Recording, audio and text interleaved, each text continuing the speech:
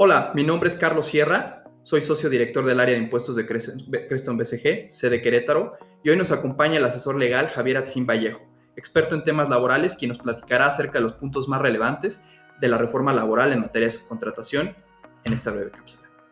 Saludos, mi estimado. Gracias, ¿qué tal? Buen día y saludos a todos, gracias por la invitación. Y bueno, es grato poder estar aquí con ustedes compartiendo estos temas tan relevantes en materia de laboral y de subcontratación, esta reforma que tanto se platicó y que tanto ha dado la vuelta entre el sector empresarial y laboral en México. El principal punto y lo que debemos de abordar el día de hoy es que, como tal, la reforma prohíbe la subcontratación de personal, o lo que comúnmente denominamos el outsourcing o el outsourcing de personal. Sin embargo, no se prohíbe del todo como servicio. Hay una variante en donde el Ejecutivo Federal, en la propuesta a la reforma que plantea, dice ya no se permite la subcontratación de personal, pero sí se va a permitir la subcontratación de obras o servicios especializados.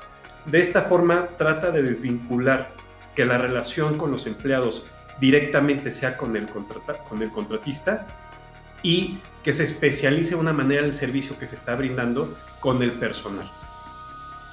Ahora, aquí surgen muchas dudas porque van a decir, bueno, ¿cómo puedo identificar qué servicio es outsourcing, qué servicio no es outsourcing? Y bueno, vamos ahorita a revisar varios elementos para poder considerarlo. Parte de importante también de esta reforma se toca o se discutió mucho sobre el reparto de utilidades. Muchos empresarios, sobre todo cámaras patronales a nivel nacional, dijeron, si yo absorbo estos trabajadores me va a impactar directamente en el pago de PTU y esto financieramente nos va a afectar.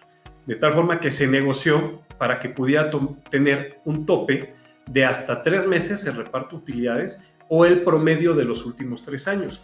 Ojo, es importante que para poder considerar este promedio de los últimos 3 años se haya generado utilidades. Si no se genera utilidades en el ejercicio fiscal correspondiente, pues no se va a pagar.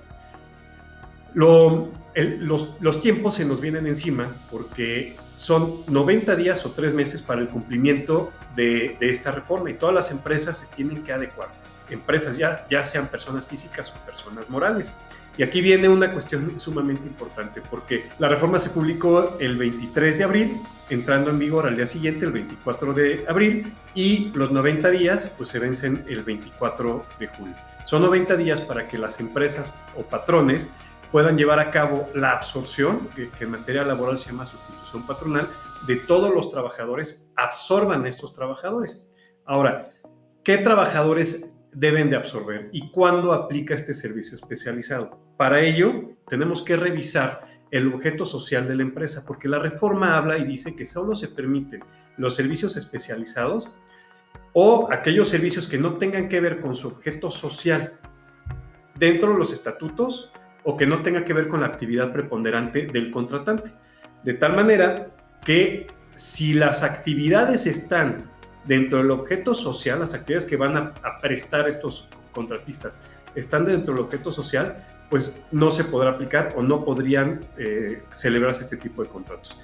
Entonces, una vez que delimitemos las actividades preponderantes o aquellas que están en el objeto social, podemos identificar qué servicios especializados sí podemos subcontratar y entonces estas empresas de outsourcing de servicios podrán celebrar un contrato con el contratante.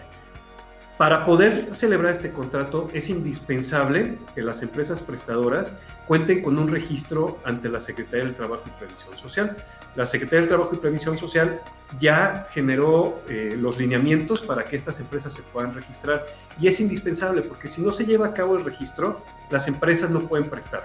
O si lo prestan, podrían incurrir inclusive hasta en un delito, las facturas no serían deducibles, serían sujetos a sanciones que ahorita vamos a ver. Y pues bueno, entonces lo principal es que las empresas prestadoras de servicios cuenten con este registro. Una vez que cuentan con este registro, se puede llevar a cabo la sustitución patronal.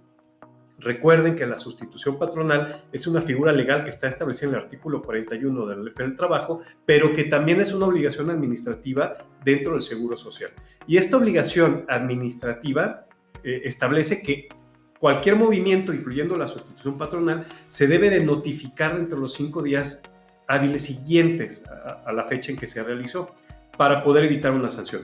En este caso, la misma reforma plantea una sustitución patronal simplificada, en donde si se lleva a cabo esta notificación al Seguro Social dentro de este plazo de 90 días, no es necesario que haga la transmisión de bienes o activos de una empresa a otra. Simplemente se trasladan o se absorben los trabajadores de una empresa a otra. Y esto lo va a facilitar. Sin embargo, si no se cumple dentro de este periodo, entonces las empresas sí tendrán que realizar todo el proceso ordinario establecido tanto en la Ley Federal del Trabajo como en la Ley del Seguro Social. ¿Qué pasa si no cumplimos? Bueno, si no cumplimos, va a haber una serie de sanciones bastante fuertes. Las más fuertes son en materia fiscal, que Carlos ahorita nos va a platicar. Pero bueno, hay dos tipos de sanciones que pueden aplicar. En materia laboral, si no se permite la inspección por parte de la Secretaría del Trabajo a la empresa para el cumplimiento de estas disposiciones, pueden ser sujetos los patrones de multas de 250 hasta 5,000 veces UMA. Y eso es una cantidad considerable. Sin embargo, si una empresa contratista y contratante presta o recibe el servicio sin que se apegue a estos lineamientos y además no cuente con el registro ante la Secretaría del Trabajo, puede ser sancionada con una multa de 2,000 hasta 50,000 veces UMA. Además, o independientemente de la posible comisión de un delito, porque ya está estipulado como tal.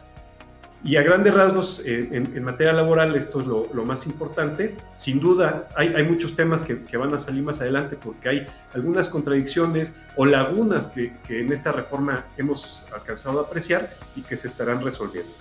Pero bueno, cedo la voz a mi querido Carlos. Muchas gracias, Atsin, por tu valiosa aportación. Bueno, en términos fiscales, que también ha sido un tanto satanizado todo el tema del outsourcing, vienen cambios. También es importante que la autoridad, en el caso de la subcontratación, aparte del objeto social, es ver la actividad preponderante que tiene señalada ante el RFC para tener todo un match en el aspecto laboral y en el aspecto fiscal. Y los principales cambios que se vienen en materia del Código Fiscal de la Federación es que ya se asimila como un delito calificado la utilización de los esquemas simulados en la prestación de los servicios especializados. Es muy importante que se evalúe, que se verifique en qué esquemas se tienen a los trabajadores para que no podamos estar recayendo en un delito de defraudación fiscal. Y en materia del ICR vienen los requisitos para poder hacer deducibles los gastos especializados o los servicios especializados, y también van muy en relacionado con materia de IVA, que en esta parte, para poder hacer deducible, tenemos que cumplir principalmente con el registro del artículo 15 de la Ley Federal de Trabajo, donde se van a desprender una serie de cuestiones que tenemos que comprobar ante la autoridad para atestiguar la materialidad, que es contar con la copia de los comprobantes fiscales del pago de los trabajadores, el recibo expedido por la institución bancaria para la declaración del asentero de la retención de los impuestos efectuados, copia de los pagos de las cuotas obrero-patronales del IMSS y del Infonavit, y copia de la autorización vigente que marca el artículo 15 de la Ley Federal del Trabajo. Y en caso de no contar cabalmente con estos requisitos, no lo podrán rechazar dicho gasto. En materia de IVA, que va muy relacionado, se deroga la retención del 6% de los impuestos de servicios que tenían que ver con la disposición del contratante, es decir, se elimina el 1A. Y básicamente se tiene que cumplir con los requisitos análogos a ISR para que estos puedan ser acreditables en materia de IVA, que básicamente es el entero que tiene que ver con el impuesto al valor agregado, con una copia y atestiguar. En materia de PTU, si bien no existe ningún cambio en la determinación, se mantiene básicamente el 10% de la utilidad, que lo refleja el artículo 9 de la ley del ICR. Y bueno, como podemos ver, toda esta mecánica, esta implementación de esta nueva reforma tiene un impacto económico gravísimo. ¿Por qué? Porque vamos a ver que es el 10% de la PTU más el 30% de ICR y puede llegar hasta un 40% de carga tributaria. Y hay que tener consideraciones en cuestión de los gastos no deducibles que tienen que ver con los pagos exentos a los trabajadores para que no recaigan el 53-47 de la no deducibilidad. Y como conclusión, en esta cápsula les vamos a comentar que se tienen que seguir las reglas específicas y estrictamente para cumplir cabalmente con estas disposiciones, examinar cada caso de cada contratista para poder prevenir y el impacto que pueda tener y contingencias futuras. Se recomienda totalmente un área especializada de compliance que esto nos ayude o las empresas apoye para analizar y recabar la información, que es muchísima, y esto nos ayude, como lo comentaba anteriormente, a evitar contingencias futuras. Con mucho gusto, si tienen dudas, podemos programar una reunión y nos pueden contactar por nuestros medios de contacto. Saludos y muchas gracias.